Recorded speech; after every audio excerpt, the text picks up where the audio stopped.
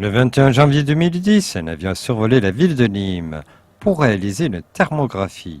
De cette opération, une cartographie a été réalisée. Celle-ci fournit aux habitants de manière claire et pédagogique des indications quant à la qualité de l'isolation de leur toiture, vu que 30% des déperditions de chaleur d'un bâtiment s'effectuent par le toit. Un état des lieux qui aide élus et particuliers à favoriser la réalisation de travaux. Un passage indispensable mais bien souvent difficile. Mais certains franchissent le pas, comme Madame Reynaud, après avoir vu sa maison. En fait, ça faisait longtemps qu'on pensait faire ces travaux-là. On se disait il faut qu'on fasse quelque chose pour améliorer l'isolation de notre maison, pour faire des économies d'énergie. Mais je reconnais que c'est, ayant entendu parler de cette campagne aérienne de thermographie opérée par Nîmes Métropole et la mise à disposition gratuite de la vue de notre maison, qui nous a incité et encouragé à faire la démarche.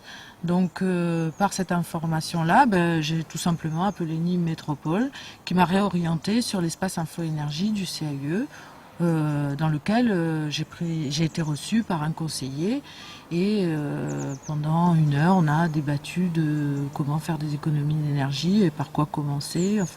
Et on a conclu, on m'a confirmé dans ce que nous pressentions, c'est qu'il fallait commencer par l'isolation des combles.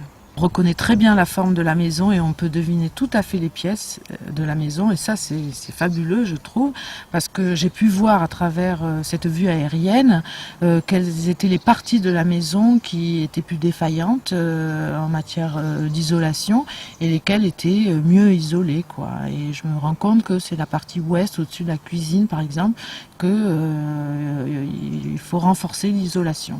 Et ça, on le voit très bien. On a une toute petite partie avec un dôme vitré.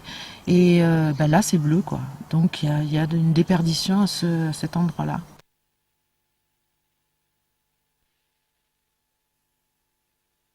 Et d'énergie financière.